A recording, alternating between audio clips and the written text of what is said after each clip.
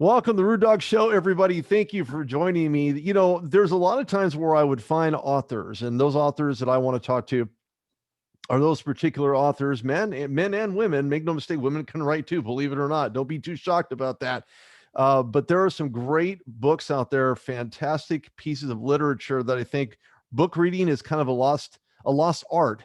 But here to define more of an artwork in a format that most people probably would be salivating at right about now is Pete Croatto.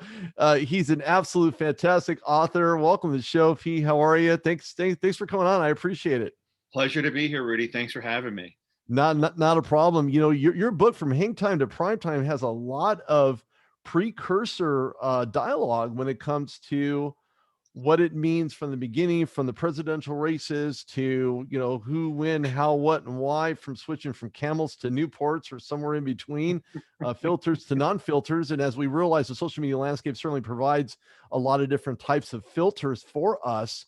Hmm. Talk about looking through a lens is a little bit different when you're talking about your book, which is an absolute gem. Thank you. You're very welcome. This book can be found basically anywhere, anything with an ON. And even that's not appropriate. You can find it on people.com. You can get positive reviews from it. Don't take my word for it. Go grab a copy. Amazon has it, I think, for almost $20. You can find it at Barnes and Noble. I mean, this book is well made, well done, and hats off to you if I was wearing one, Pete, for this wonderful piece of literature. Oh, thank you. Yeah, thank you. No, I'm as shocked as you are that the book is pretty much everywhere. I mean, I'm very happy that it's available for widespread consumption. Yeah, I'm thrilled with that. Yeah, everybody should get their eyeful because they're gonna be reading a lot of different things, everything ranging from the great D Fish, Derek Fisher taking the stage and Dancing with the Stars to what really kind of made the NBA what it is today. And of course, you got a lot of great people putting a lot of great words out about this absolutely fantastic book. From Hang Time to Prime Time. See a copy of it there in your library, as Yeah, it were. So far, how many of those copies have been sold? I have no idea. And and I'm not saying that I'm not saying that to out of ignorance. It's willful ignorance. My agent says that it's doing well. Simon and Schuster, who Simon Schuster is the parent company of Atria Books, which published From Hanging Time to Prime Time. Everyone seems to be very happy with the reception. It's my agent says that it's doing well. She's pleased with the reception to it. She's pleased with, the reviews and the coverage. But I'm a nervous person by nature. I'm a warrior by nature. So I am consumed enough just following the progress on Amazon.com. So I'm not going to delve too much into whether the book is selling well or how much it's sold. I honestly don't know. I mean, I honestly I am thrilled that the book is out there. I didn't think that I'd be in this position talking to you, talking to really anyone about having written a book. This was not on my radar. As of 10 years ago, I was struggling and just trying to get a foothold as a freelance journalist. So to have a book come out, I mean, I've said this before, but to me, the book is the triumph. And I'm just very happy that this book is out there. I'm thrilled that people seem to enjoy the book. And that is good enough for me. If it sells a few copies, I'll be thrilled with that for sure. Well, I think it's a matter of just getting it distributed and put in the right hands of those people that can, help uh, get people to really put that a part of their library. And we Yeah. were talking offline a little bit how if somebody decided to use their library card and hold over and pay those penalties, I guess that would be okay as long as they paid the penalties just to hold on to your book. Yeah, well, I To mean, say the here least. in Ithaca, I live in Ithaca, New York. The library system here, the Tompkins County Public Library, doesn't have late fees. So conceivably, Oh. if you lived in Ithaca, you could hold the book for years and not pay a fine. So I'm not telling your listeners or viewers what the to run sort of a literary long con, but they could if they wanted to. No, it's that's the thing, and again, a lot of this is just having good people to promote the book. Simon and Schuster has been wonderful, and that's why I've been doing as many of these podcasts and interviews as I can, because I really feel like this is a wonderful book, and I want to get the word out about it. And it's as you mentioned just now with Twitter and and social media, it's very hard to do that, I think, because there's so much going on, and it's very hard to get lost in the noise. And the other thing too is there's so many great books out, already. So Yeah. to try and to I think an author has to lobby that much harder to get their book, to get make sure their book gets read and gets bought, and or they borrow from a library. So that's something that I'm happy to, again, I'm thrilled to do this. It is not many people get to have this opportunity, so I'm thrilled to be able to talk about this book with anybody. I thank you for having me on to do this. Hey, it's not a problem. Look, to put it in front of everybody's hands, I think that's really what it's about nowadays. And Mhm. even the well spoken, well versed Jeff Pearlman had a lot of good things to say about this book as well. Jeff, you're listening. A lot of good words, and deservedly so. I must say, Pete has written a heck of a book. Thank you. What you're very welcome. What inspired you to write about this, and with the beginning chapter talking about the euphemisms and the realities of what the political landscape was in the early 1970s, to kind of help shape where David Stern had taken over, Mhm. and just made an absolute monster out of a once very shy, very timid, shellish NBA league. I guess. I mean, you could probably note the NFL and say, well, the NFL had humble beginnings. Well, any national sports organization is going to have humble beginnings. That goes without saying. But Mhm. what was it about the NBA that just kind of struck a chord in you to write this book? Yeah, I mean, for me, as you can see behind me, I have a load of books, and a lot of these are sports books, and a Mm. lot of these are basketball books.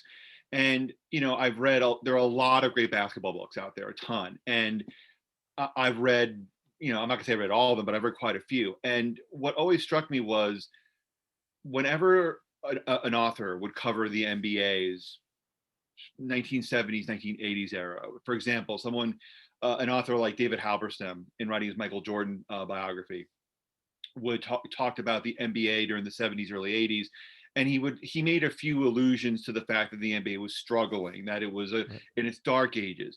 But so in books like that, in his like books like that, and also just other books that I read, the 70s and 80s, or early 80s, I should say, was never really talked about in great detail. I mean, there wasn't a book that I read that made me think that really kind of spelled out what was so problematic about the NBA in the 70s and 80s. Not just from a league standpoint, but as you said, from a social standpoint, uh, from a perception standpoint. So I really wanted to find out more about that, and I wanted to, as Jeff Pearlman likes to say, take the small and make it big. And I thought there was an opportunity to write a book about that. And where I lucked out was I wrote a piece for Grantland on Marvin Gaye's national anthem at the 1983 NBA All-Star Game, and that to me provided a real insight into what the NBA was before it became big, and what happened after it became big. Because to me, Marvin Gaye's national anthem is that pivot point. It's the point where the NBA became a league about entertainment. It became a league that was going to embrace the new. It was going to embrace youth culture. It was also going to embrace the fact that it was for African Americans. It wasn't just going to be for mom and pa America. So those two factors really made me want to delve into that time period, and it made me want to learn more about it, not only as a journalist but as a basketball fan. Because when I'm 43, and when I started following the NBA, it was 1990, 1991. So that's already like Michael Jordan's at his peak, and the NBA is on NBC. So I can watch a basketball game pretty much 3 times a week if I wanted to. Right. The Dream Team is gaining steam. So when I started following the NBA was already a behemoth, and I wanted to know more about what it was like when it was up and coming.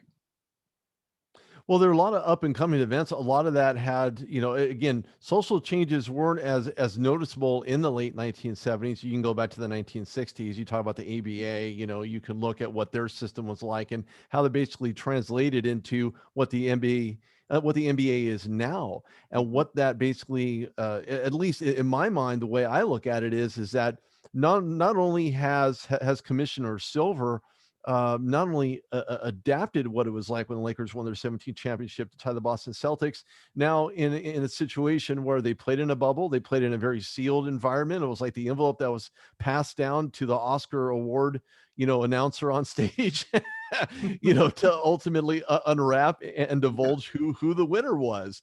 It was a very interesting time, to say the very least. We're still going through a very interesting time, so less for me to say that it's over, because it's far from over. But when you're talking about the NBA and the types of protocols and things that are being done right now, it appears as though hang time to prime time, not only are we in that prime time mode right now, but what that looks like moving forward. What are your perspective and thoughts concerning what it's like right now? And of course, the NBA is king in regards to creating new devices. Electronics were involved Mhm. in player tracking to make sure that their body temperatures and things. I mean, Right. technology is obviously playing a massive part of why the NBA was successful in a bubble. But what does that mean outside of the bubble now to you, looking back at where they were in the ABA days? Now social changes are at an all-time high. Black Lives Matter movement, Mhm. and socially just changing across the entire plateau. What does that mean for the NBA moving forward?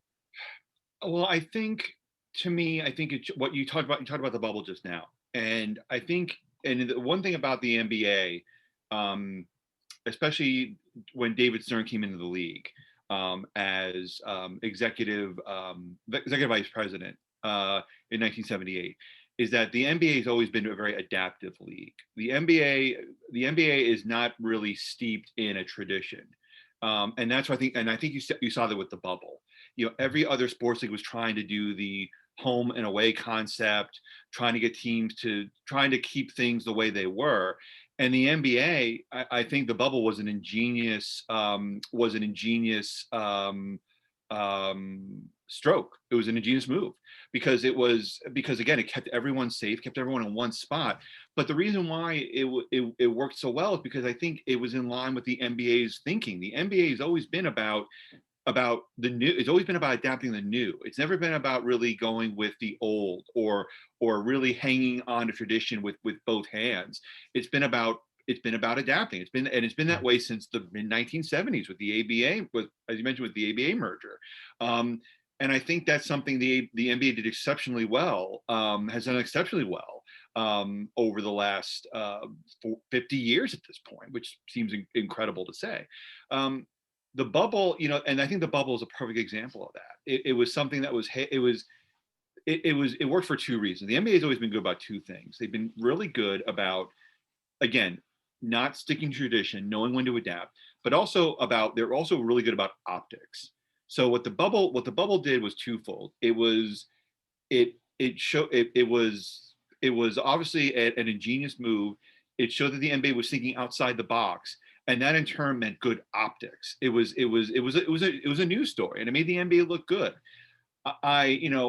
In terms of the future, I think you're still gonna see that. You're still gonna see a league that is always going to try and stay a step ahead of what Major League Baseball is doing and the NFL is doing. That is their mission. That's their mission statement, I believe, and I think that's why they're able to attract such a young base of fans, because they're not about promoting teams as much as they are individuals and players and personalities. That's been enforced since the 1980s. So I think the NBA that you're going to see in the future is one that's going to be, again, that is never going to be the same from 5 year span to 5 year span. It's always going to be about trying something new. And it wouldn't surprise me in the next 5 to 10 years if you see international team come up. It wouldn't surprise me if you see more this playing tournament that they're going to be doing for the playoffs. I think that's an ingenious idea. So that ethos of ingenuity and, again, looking good and putting on a good face, and that dates back to the 1970s. With the bubble, I don't know how you feel about this. I wish they had continued the bubble, but that also just shows that the NBA now is a business, and the NBA has too many people, too many shareholders. There's too much money involved for the NBA to stick to that kind of bubble concept for too long, which I think might be a different discussion for a different podcast.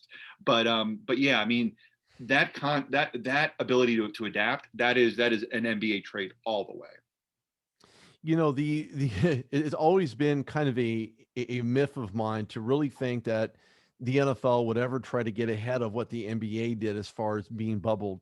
And Mhm. to be quite honest with you, we've seen different outbreaks throughout different Sure, games, different times throughout the NFL season. Of course, the head coming up early now that the Kansas City Chiefs and the Tampa Bay Buccaneers, and that's a whole nother conversation for, as you sure. said, a different podcast, and I couldn't agree more. But when it comes to conceptualizing and really formulating, putting all this together to make it work, the NBA just seems to always be ahead of the curve when it Hmm. comes to ingenious types of ways to prevent outbreaks and things of that nature from actually happening. They Right. incorporated a lot of money, a lot of time, a lot of Hmm. people were a part. I mean, this is much bigger than just me or you. This had to do with Adam Silver. It had to do with what the league wanted to do, which basically was to encapsulate the league and encapsulate all these teams to play in one place. The contenders, not the ones on the outside looking in. That's a whole nother Hmm. story. You don't really hear about that, obviously, Right. because they weren't part of the bubble. They were already out at that time. Hmm. And those teams that had exited, obviously, those were COVID tests, and I'm sure they had a clean slate, clean bill of health, and they went back to their respective communities.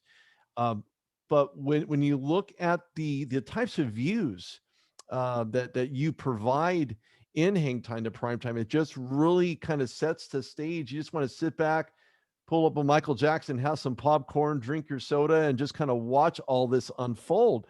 Was writing this book more of an epiphany for you because of all the wonderful literature that was out there about the NBA? You could talk about Jeff Pearlman's book. I mean, the list Hmm. goes on and on and on. Yeah. What was Yeah. the overall meaning behind even writing this book to begin with?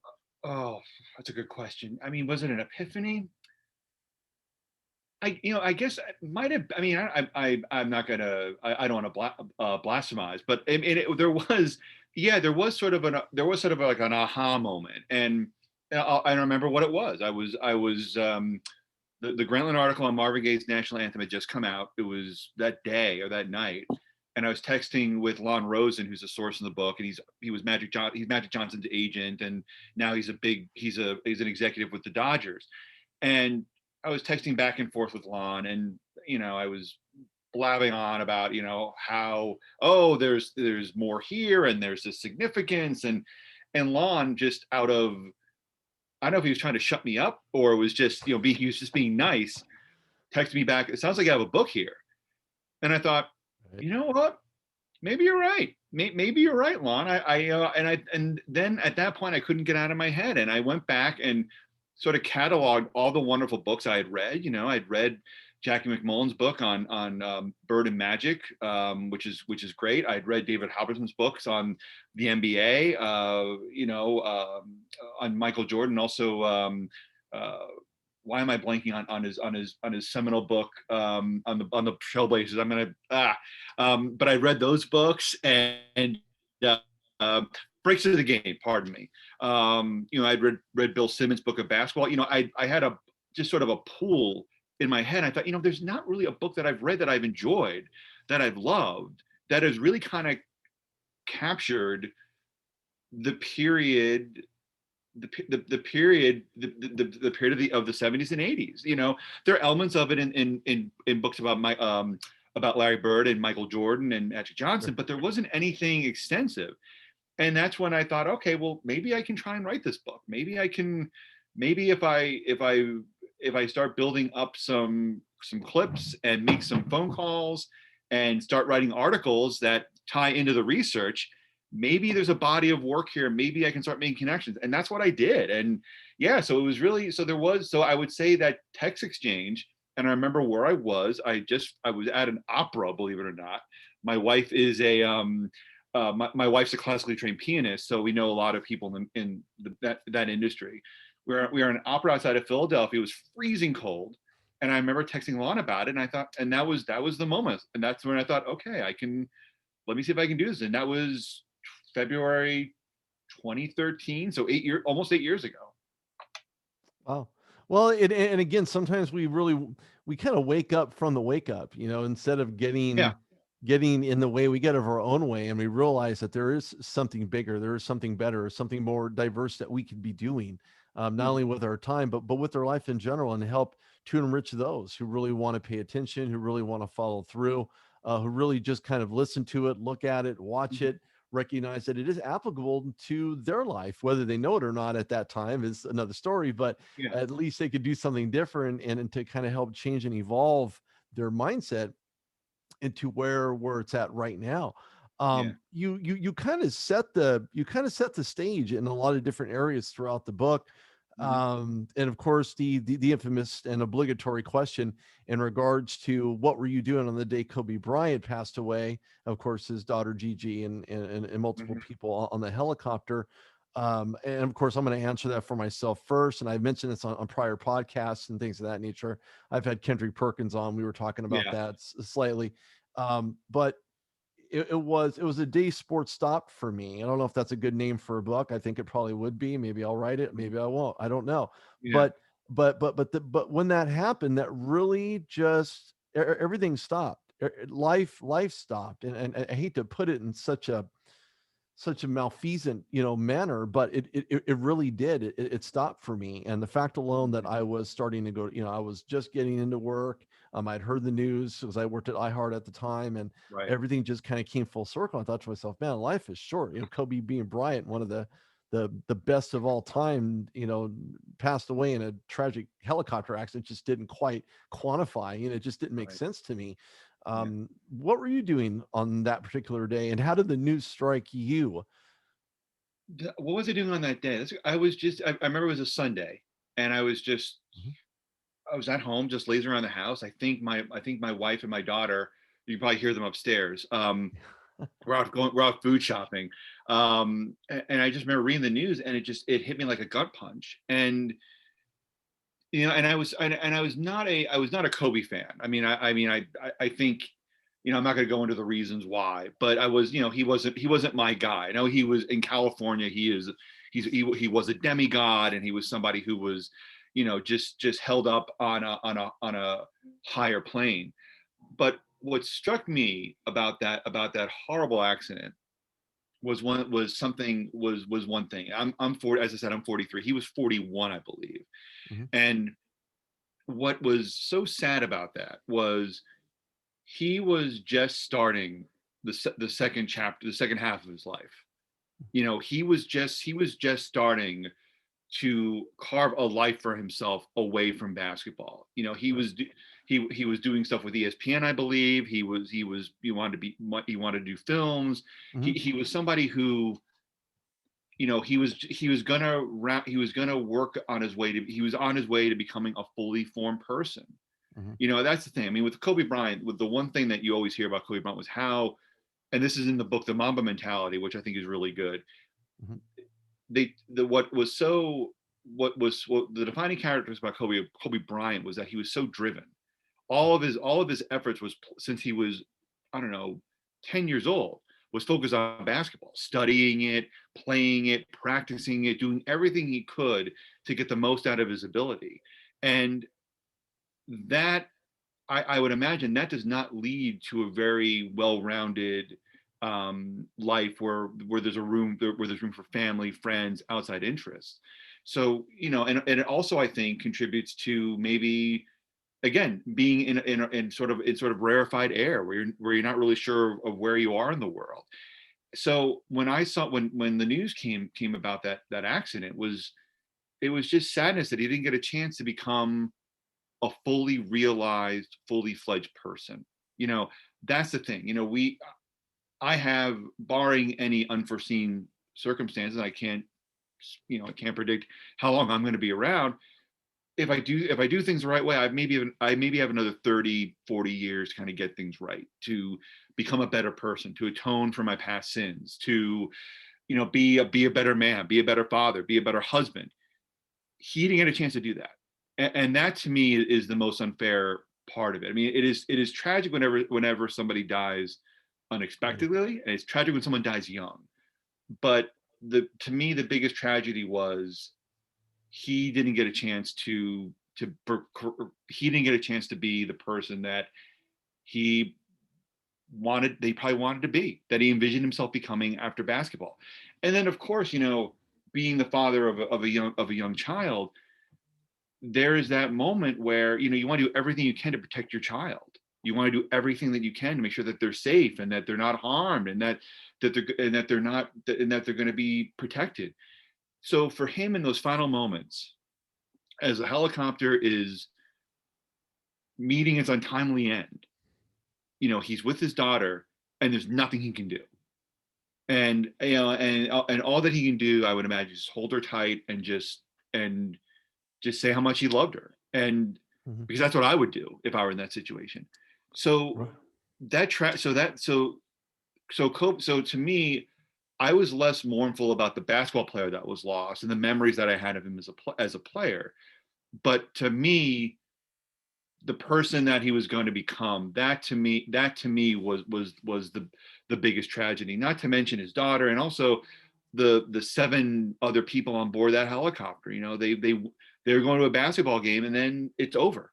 And that is something that there are the number of question marks that accident leaves behind is incalculable in terms of impact and in terms of the sadness.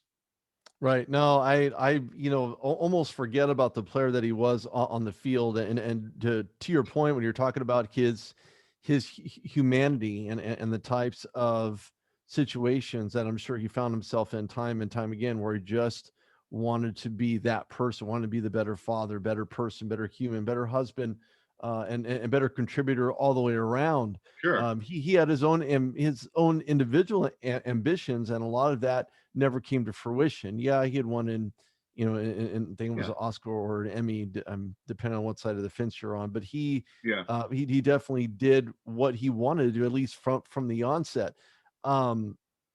And to take the player out of Kobe Bryant in some capacity, because I grew up in Southern California and I grew up watching Kobe Bryant, Shaquille O'Neal, and Derek Fisher, and Robert Ory making clutch threes, and the Lake Show and all that, the Fantastic Four, and Magic Johnson. The list just goes on and on and on. Them in the great battle, just like we'd seen last night against the Celtics, when LA traveled to Boston, playing at TD, now known as TD Ameritrade Garden.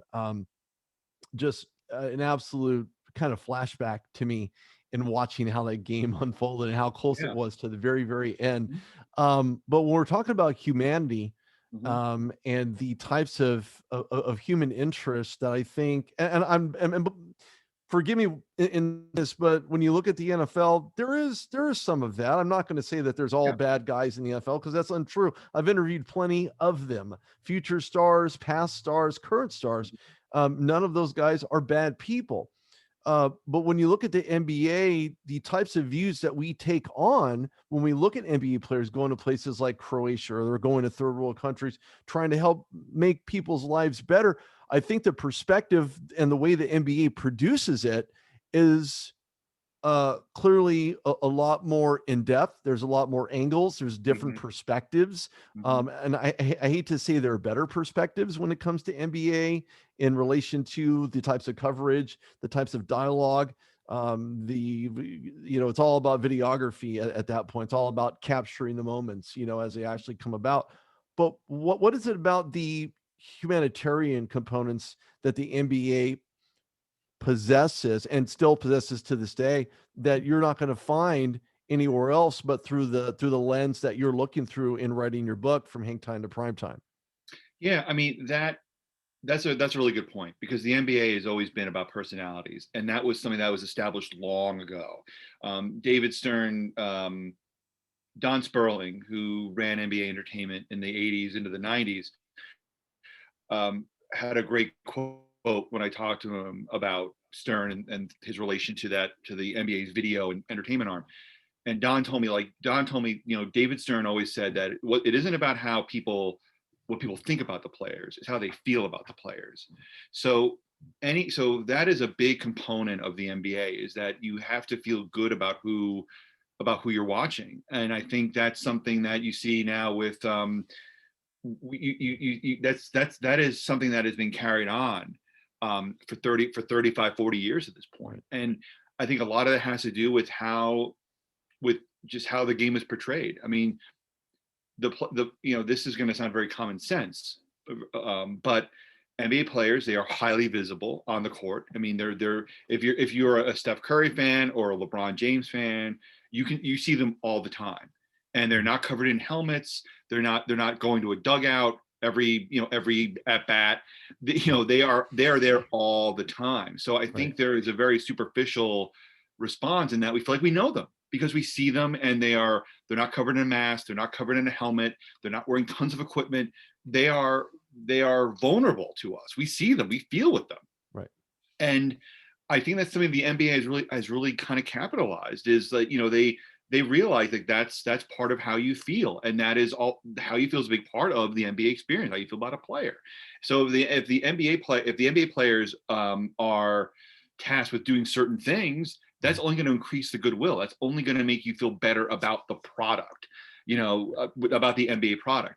And in terms of all this stuff overseas, that goes hand in hand with the NBA's courtship of other countries. They want the NBA product as far as they can take it. So if they can't take it if videos aren't going to do the trick, well, I'm dating myself now, but if cables are going to do the trick, if internet games aren't going to do the trick, then having players fly out is certainly going to be a good way to spread the message of the NBA and get kids and their parents and other folks involved and interested in that. The NBA has always been the NBA has always been adept at marketing. David Stern especially, he was so adept at marketing. But the funny part about that marketing is that it never really seemed like marketing. You know what I mean? Like the NBA, the whole thing about getting players out internationally to do for games, or to have them do charity work overseas. Mm-hmm. I mean, it's good. It looks good. It's good optics, as they say, but it's also good for the brand, because it brings the brand beyond the borders, beyond Canada and beyond the US. And that is something the NBA is expert at, because the game is also an easy game to transport, because you don't need much to have a basketball game. I mean, this. All you need is a hoop and basically yourself. If you want to shoot hoops by yourself, 1-on-1, 2-on-2, 21, doesn't matter. The rest of these games, the NFL especially, baseball, they're hard to transport. And that's why I think the NFL is having. I mean, the NFL is trying so hard to export the game. Pardon me. To bring it to London every year, or Mexico, and they can try doing that, but I think the one reason why it hasn't succeeded is that it is so hard to transport the elements of the game overseas. Mm-hmm. You need, to play football properly, you need equipment, you need the right field, you need cleats, you need all this stuff costs money. But with basketball, all you need is a 10-foot hoop, 10 feet above the ground, a basketball, and a pair of shoes. And you may not even need that. I mean, I remember when I grew up, I didn't have a basketball hoop. I would shoot baskets into an empty garbage can. Like I would put a garbage can like at the base of my driveway, my parents' driveway, and just shoot baskets into a garbage can. And I loved it. And I don't know if the NFL has that ability. I mean, it's not, and baseball too has a bit of that problem. Like it's, transporting a baseball diamond is not easy to do. Yeah, no, you're right. You actually raised a really good point where you're talking about transportability, if that's even a word. If it isn't, it should be. But you'll be able to transport the game into different segments. And going back to your comment about David Stern, it wasn't even a hard sell, to be quite honest with you. He did not make it that way. It was easy to digest. And again, your point, well taken and well said, I must say. Speaking with Pete Croatto here, this is Rudy Reyes on TheRudeDogShow.com. it had to do with the way that it was done and how it Mhm. was done and Yes. what David Stern, who was an absolute genius, I don't think he gets the credit he deserves from other sporting organizations, to be quite honest with you. When you look at it from a commissionary standpoint, Mhm. whether it be Paul Tagliabue, Roger Goodell, Yeah. or even in the NHL, or with Bud Selig in Major League Baseball. No, actually, there's a new commissioner, but still, Right. conceptually, these guys weren't able to take a page out of what David Stern's book, had he have written one. That would have been fantastic to see that. But he was too busy with the NBA to write a book. I'm sure. Yeah. I'm sure he thought about it a few times, maybe writing something out real quick and getting it out there on the shelves. But such a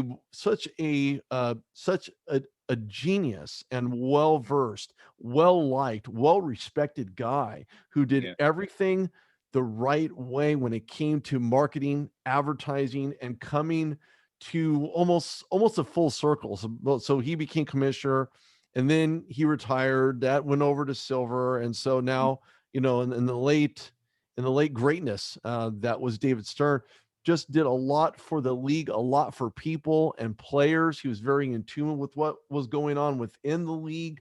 Yeah. He set the table, and all Adam Yeah. Silver had to do was lay out the silverware, the napkins, and the seating, and that's all it took. And Yeah. ultimately, I think David Stern deserves a lot of that credit, if not almost all of it. Obviously, minus today's technology, which was not available to David Stern back in the day. But looking at your book, Hang Time to Prime Time, certainly brings David Stern's name up into almost this. When we were talking about Kobe Bryant, the whole demigod component, Yeah. I think David Stern would probably be put in somewhat of a similar category, only from the standpoint that he did so much for the league, but also received tons of accolades from everybody within the NBA organization. I remember Mhm. I was covering the 2018 NBA awards when Mhm. people actually did those things and had award ceremonies and reporters and Yes. everything. They're it. Maybe a thing of the past. I don't know. Depends on who you Right. are. But when I was there, I met an NBA executive while Mhm. sitting there. I didn't know who he was initially, and obviously a fantastic guy. I sent him an email every once in a while. We started talking about football. I don't remember how the conversation transpired, Mhm. where we shifted over from James Harden being on the podium and I'm asking him questions in the front, having to walk back right past it. I was sitting in the back, and we started talking about football. And he says, my favorite team is the Miami Dolphins. I said, oh, okay, cool. Do you watch it live? I try to watch every game that I can, and he was just very an avid Dolphins fan. And then I had mentioned to him that I know Walt Aikens, who I had interviewed, come from a small Okay. D1 school, Mhm. and found his way into the NFL and playing for the Dolphins, still playing for the Dolphins, by the way. Mhm. And I said, you know what? I said, I got a guy. I know a guy. Let me see what I can do. And then I sent this NBA executive email, and I asked him, what his thoughts were about maybe getting some type of signed component from Walt Aikens. Of course, I didn't hear from him again. I should probably follow up with him, but it's just so interesting how all these sports components really intersect. And I think your book really sets the table from the beginning. The entire preface of the book is to understand what the times were like back in the 1970s, the late 70s. And of course, I'm Yeah. 47, so i Mhm. i kind of know what's going on. I mean, I was in my infancy, of course, but Sure. still recognizing all those changes and things that were going on, and of course a lot Mhm. of under the table dealings and things of that nature. The NBA didn't start out to be this clear cut winner. I don't even know.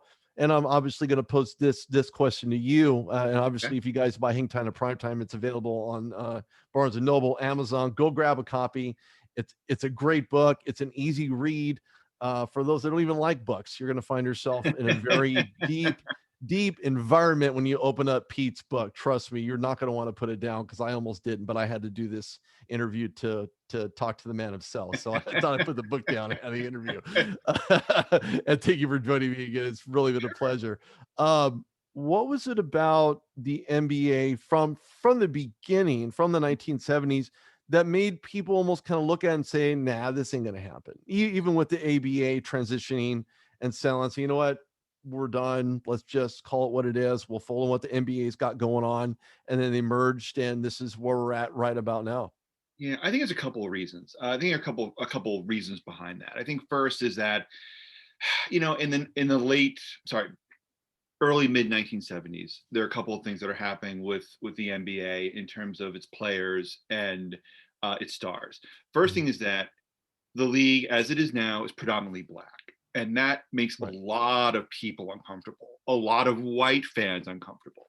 It used to be back. It used to be back in the 50s into the 60s. You had a decent number of white players. That's just Mhm. the way that it was. But of course, as time goes on, the demographics Right. change. You have more African Sure. Americans coming in, and that Sure.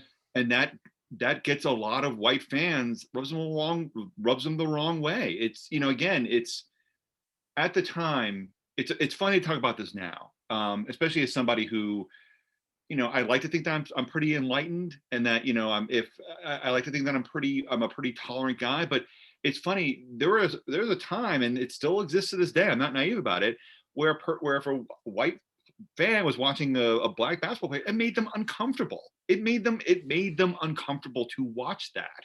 Right. So the NBA at the time has a preponderance of black players, and that makes a lot of people uncomfortable for very foolish reasons. So there's that component. Second component is that the NBA didn't really have, especially in the mid 1970s, a lot of stars that made you say, wow.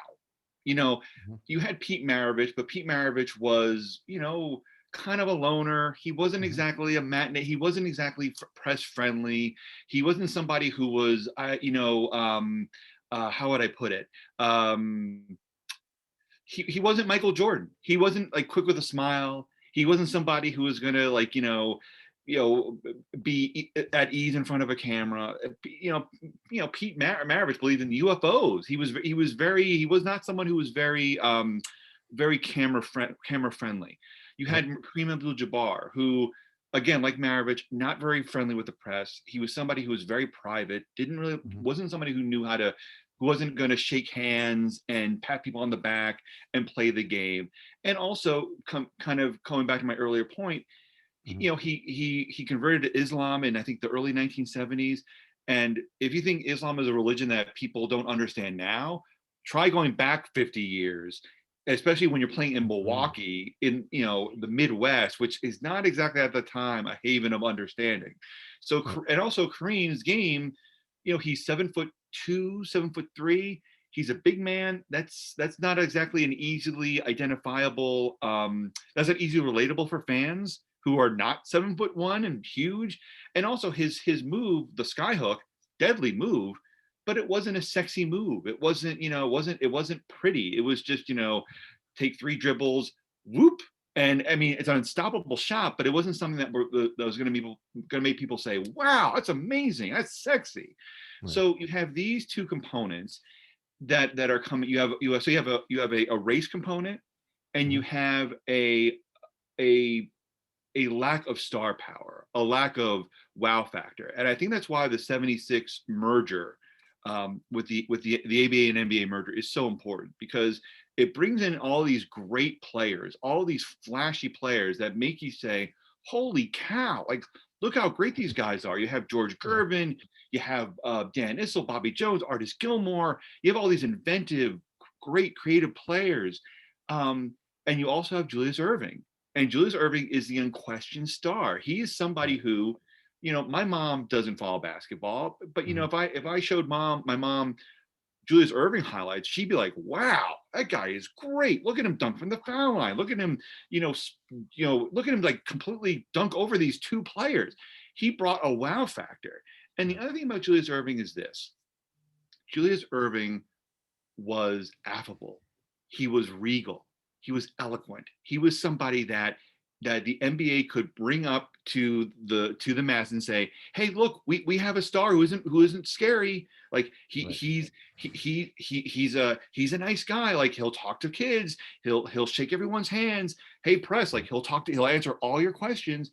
Mhm. Having someone as an ambassador, which Julius Erving was so important to the league. And, we all talk about Michael Jordan, and his value was. And of course, I mean, Michael Jordan is someone that we're not, that we can't say enough good things about Michael Jordan.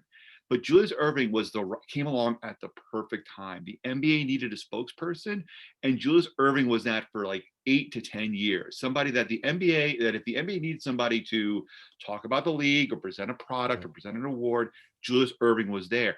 And he also had that great game. I mean, that game, if you look at Julius Erving highlights now, and I do because I have nothing else to do in my life, and I'm a boring individual. Julius Erving's highlights still stand out. That guy would be a great player now. He was a great player in the 70s and early 80s, but he would be a great player now. He would be a great player in the 50s.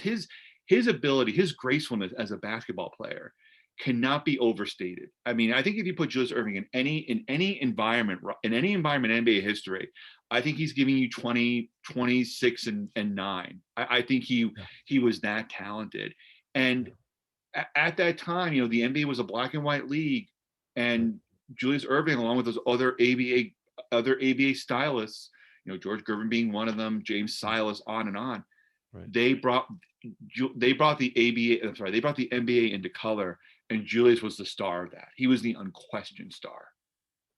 Well, Julius Erving, a lot of great things. I've heard nothing but, I mean, it's almost unfair to say how popular he really was in the 70s. You were talking about him being a pitch man. I mean, you name it, somebody gave it to him, he would sell it to you with that $1 million smile, and his charisma just kind of exuded from the television, exuded from press box, exuded in every way possible. Not to mention the way that he played and how he played. And you're right, if you put him in any decade, any era within the NBA, ABA, the guy is just an absolute stud. And you're right, he would probably 27-5, or easily 29. I mean, just the guy is timeless, absolutely timeless. And your book goes through all those motions, talks about the popularity or the lack thereof, or the withdrawal from certain players. And you mentioned obviously the great Michael Jordan. And it's something I've always kind of not really bothered me, but just set this unnecessary table in front of me. And I looked at it, I said, well, wait a minute. So who is the greatest of, who is the GOAT, the ultra GOAT? And my answer to that question, whenever somebody would ask me that, it's like, I would say, look, this is what it boils down to. You have your 70s GOAT, your 80s GOAT, your 90s GOAT, your 2000s GOAT, your 2020s GOAT. Okay. Yep. I agree. None of these guys are the equivalent to the last decade GOAT. It does not matter. I don't believe there is the greatest player of all time. There is not just one, because you had situations, you had circumstances, you had teams, coaches, you family issues, whatever that was, manifested throughout each individual's lifespan, and within that either caused an effect positively or negatively. So you can't just put the label of GOAT on Michael Jordan and forget about your without Scottie Pippen, Michael Jordan would not be Michael Jordan. Without Shaquille O'Neal, Kobe Bryant wouldn't be Kobe. Magic Johnson without Kareem Abdul-Jabbar. I mean, the list goes on and on. Yeah. Is there a GOAT? Is there a true, like, the best of all time forever and ever? Or is it just a big hyperbole that people like to step into? I think it's hyperbole. I think a lot of it has to do with, we're in a talk culture now. We're in a hot take culture. And so much of this is, and to fill up time, you need arguments. And and to talk about the greatest of all time is an easy argument. It's something that you can fill up 10 minutes of, especially if, for example, if LeBron James wins championship number 5, which he probably will, that's going to start the discourse all over again. It's also an easy way to generate clicks, and it's an easy way to generate retweets. And I mean, again, I'm not a TV executive, I'm not a radio executive, but it's so easy to do. Yeah. Is there a greatest of all time?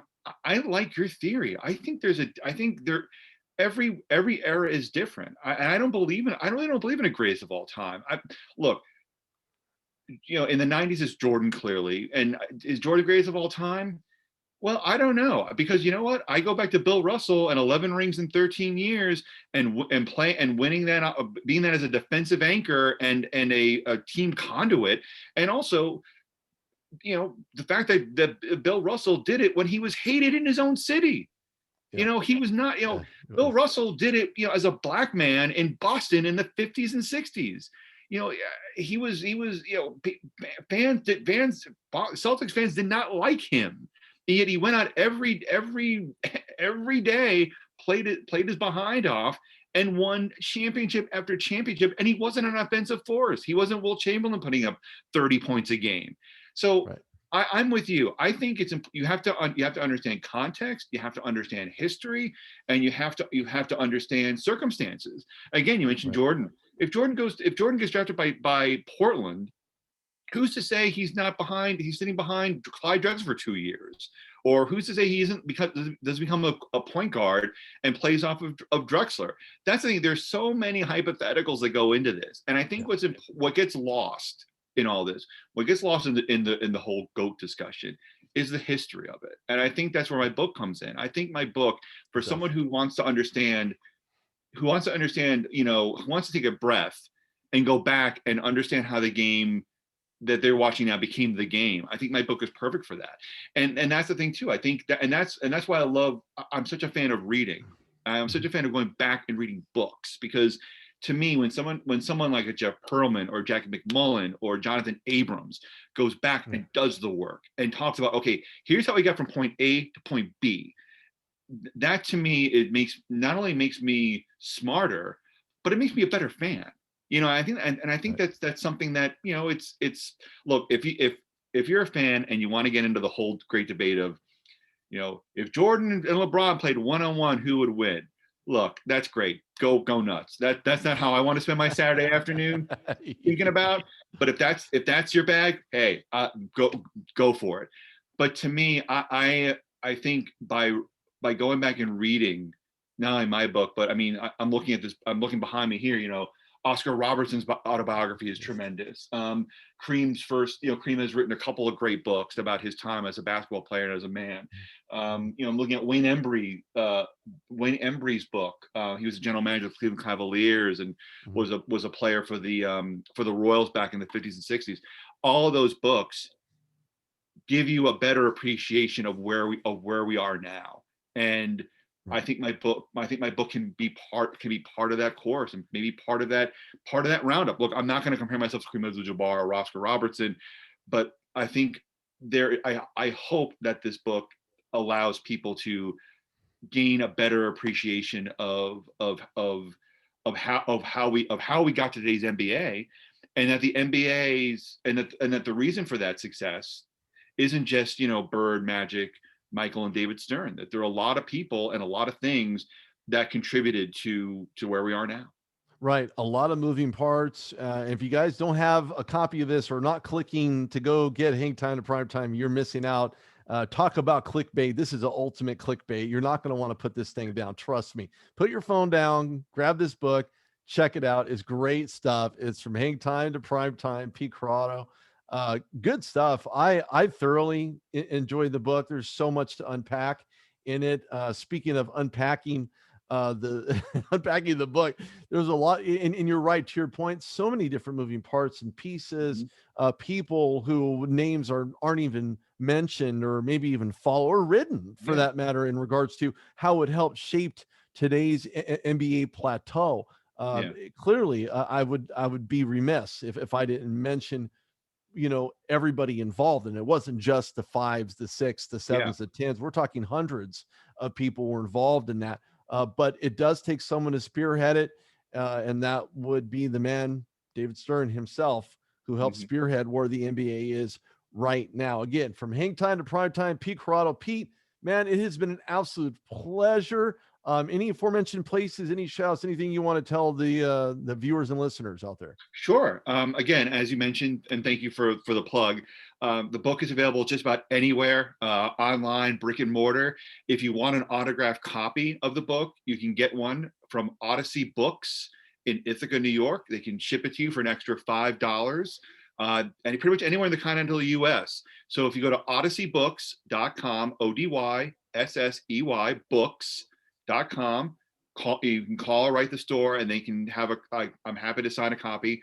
Also, anyone who buys the book, physical copy, of course, I am more than happy to send a signed book plate. That's something that is my pleasure to do. I'll mail it pretty much anywhere. I've mailed them to Canada. I've mailed them, pretty much from coast to coast. So I'm happy if you give me a proof of purchase, just a photo of yourself with the book. I'm happy to send a copy your way. It's my pleasure.